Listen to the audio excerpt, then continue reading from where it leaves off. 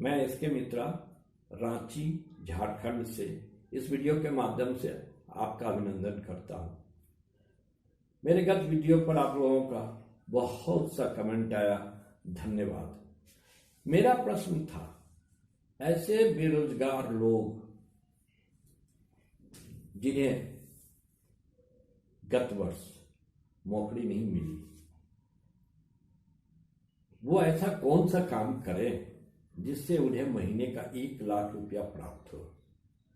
आपको सुनकर हैरानी होगी, इसका जवाब किसी ने नहीं दिया। जिसने कुछ लिखा मुझसे ही उन्होंने जवाब मांगा। चलिए मैं प्रयास करता हूं।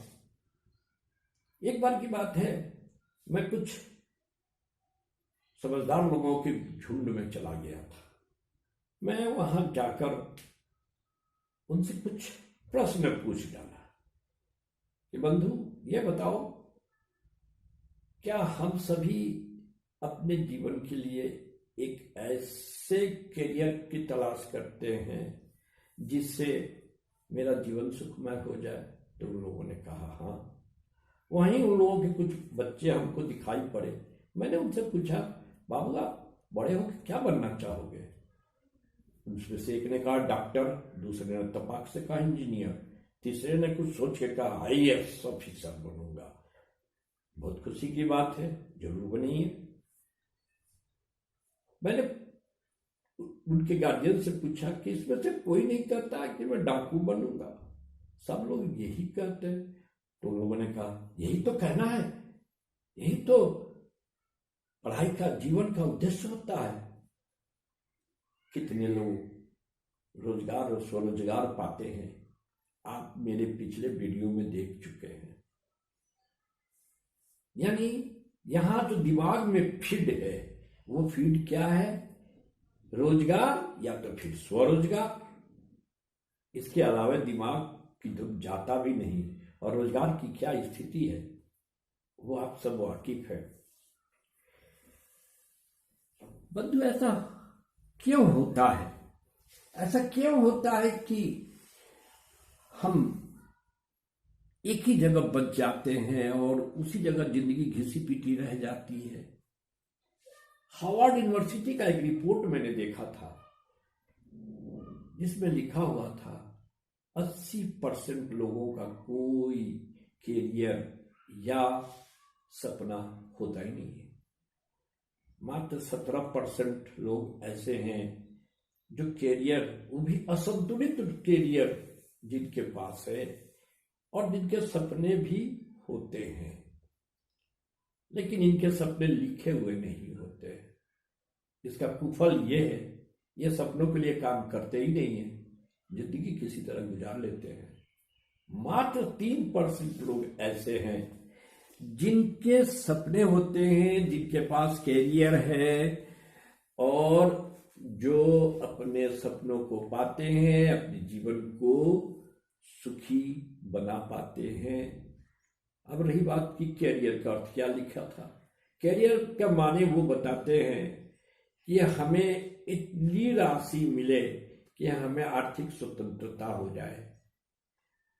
दूसरा, हमें समय की स्वतंत्रता होनी चाहिए कि हम इस राशि का अपने परिवार में सदुपयोग कर सके।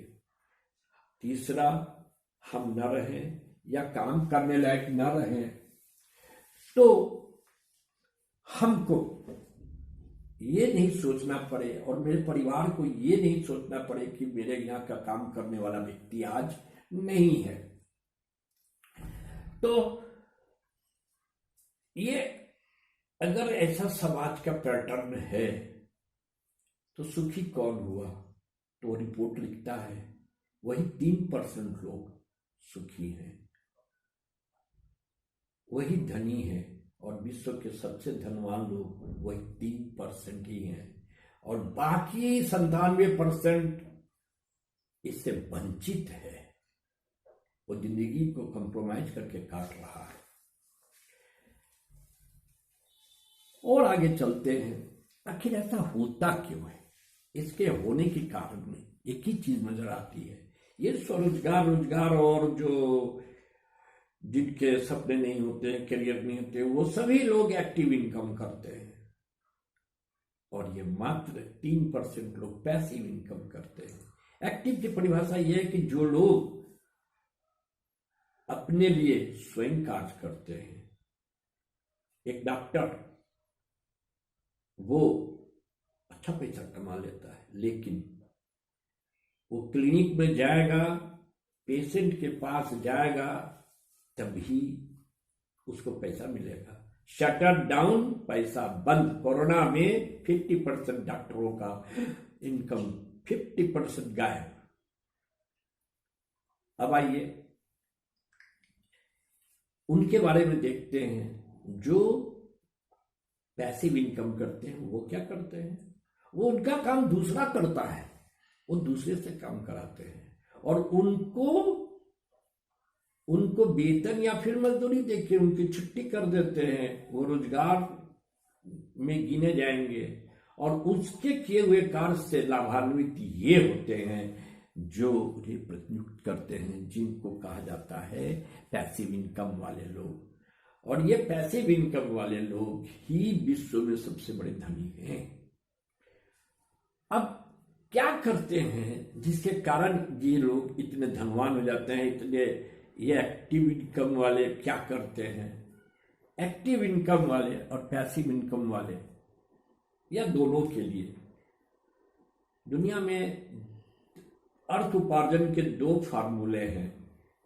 एक फार्मूला नंबर 1 जिसमें limited time, limited man power equal to limited hours, और दूसरा है unlimited man power, unlimited time equal to unlimited hours.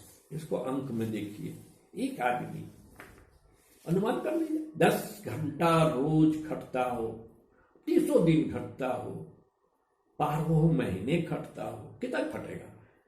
अनुमान 30 साल, 7 साल में तो रिटायरमेंट आ जाती है। 30 साल खटा तो 1 गुने 10 गुने 30 गुने 12 गुने 30 बराबर आएगा 1,08,000 घंटे। कुल घंटा जिंदगी भर इतना ही उसे मिलेगा। ये टाइम जो आवर्स है, ये उसके औकात, जिस लेवल का आदमी है उस लेवल से गुना किया जाता है तो उसका इनकम निकलता है। दूसरा फॉर्मूला है जिसमें अनलिमिटेड वाला है, उसमें मैन पावर को बढ़ा दिया, 100 कर दिया और आवर्स 10 ही घंटा करेगा मान लीजिए। फिर 10 घंटा काम किया, उसको काम देखिए, उसको 4 ही महीना उसने काम किया तो उसको 1,20,000 घंटे हो जाते हैं। कैसे? 100 गुने 10 गुने 30 गुने 4 महीना में ही वो इतना कर लेता है। कितना? 1,20,000 जो 30 साल में एक्टिव इनकम वाला करेगा। अब सोचिए वो धनवान 100 आदमी की जगह पर 200 कर देगा तो उसका रिटर्न क्या हो जाएगा? 2,40,000 घंटे 4 महीने में। अगर इसको वो 400 आदमी कर दे तो कितना हो जाएगा? 4,80,000 घंटे। ये 400 आदमी उसके लिए काम कर रहे हैं, इसीलिए इसको पैसिव इनकम कहा जाता है।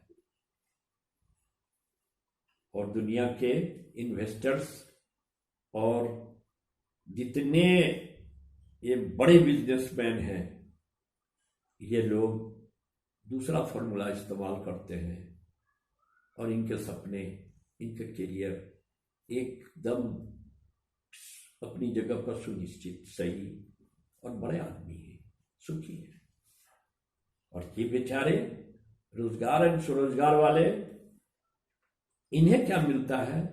तनाव, इन्हें मिलता है लांछना, इन्हें जो तनख्वाह मिलती है वो इस नियम पर आधारित है कि इसको बैठ के न खाए, दूसरे दिन काम पर आवे। कहा ही गया है 5% ऑफ सोशल टोटल इनकम का 5% ही 95% लोगों में 97% लोगों में वितरण होता है और 95% आय जो है धन जो है 3% में वितरण होता है। सुनकर तो आप सब लोग चाहेंगे कि भाई हम 3% में कैसे जाएं, तो प्रश्न तो फिर वही घूम फिर के आ जा रही है जो मेरे पिछले वीडियो में था कि ये जो बेरोजगार, ये जो लोग हैं जिनके पास करोड़ों रुपए नहीं है इन्वेस्ट करने के लिए, ये कैसे 1 लाख रुपया मिनिमम अर्न करें। इसके लिए विश्व में एक रास्ता निकला। 1950 के दशक में अमेरिका में एक कंसेप्ट आया, उसका नाम है मल्टी लेवल मार्केटिंग। इस मल्टी लेवल मार्केटिंग में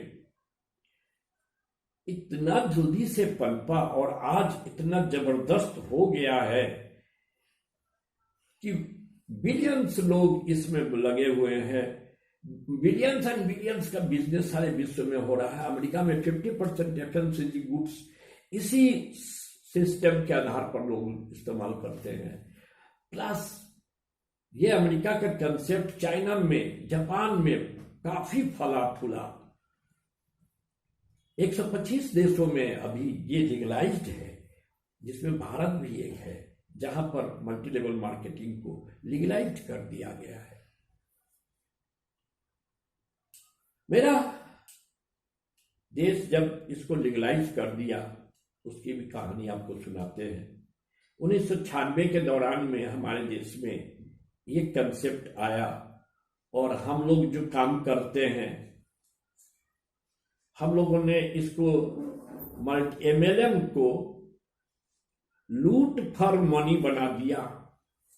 आज से 20 साल पहले इतना ठगी हुआ है इसमें जिसका कोई हद हिसाब नहीं, और सरकारें बैठ के इसमें ठगी कराती थी, कोई कुछ नहीं होता कर सकता था, इसलिए कि इसके विरुद्ध में कोई, इसके विरुद्ध में या इसके फेवर में कोई कानून ही नहीं था।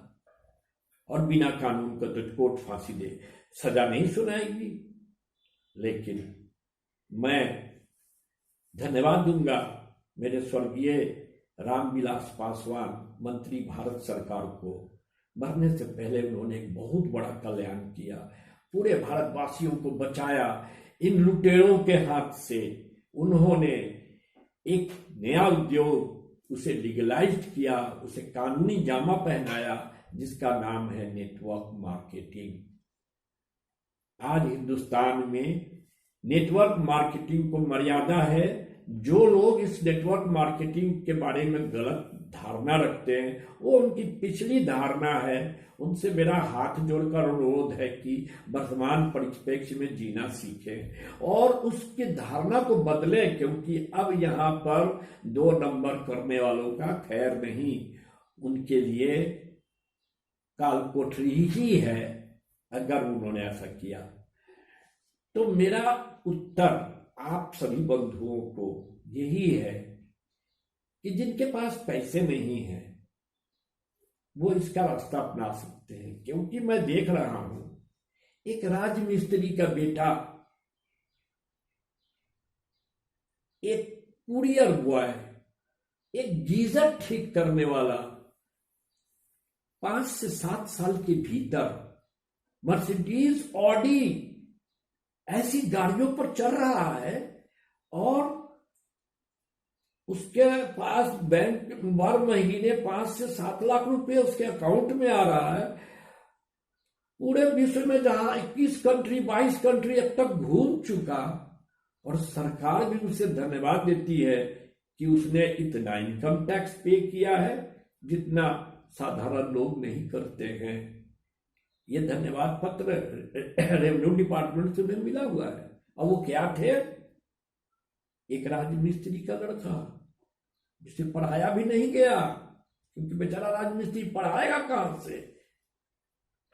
एक कुरियर बॉय, उसके औकात क्या थी? आज क्या हो गया? ये किसने किया? किस सरकार ने किया? किसी सरकार ने नहीं किया, इसको उसने किया और इस सिस्टम ने किया। तो आज मेरा संदेश यही है आपके उत्तर में।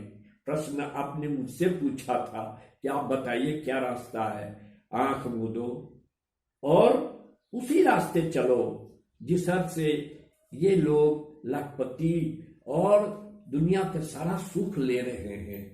इसमें कोई पूंजी नहीं लगती है, इसमें आपकी मंशा, आपके सपने, आपके लगन, आपकी प्रचेष्टा, आपकी ईमानदारी, यह हॉलिस्टिक अप्रोच की बिजनेस है। इसमें बेईमानी का कोई गुंजाइश नहीं, आप लेकर कुछ नहीं भाग सकते। फिर आगे मैं बता रहा हूं कि देखिए, मेरा प्रश्न तो आपसे था, जवाब हमही से ले लिए, लेकिन जिससे ये वीडियो मैंने स्टार्ट किया था वह है change your self otherwise Paris. इस सवाल का जवाब मुझे चाहिए।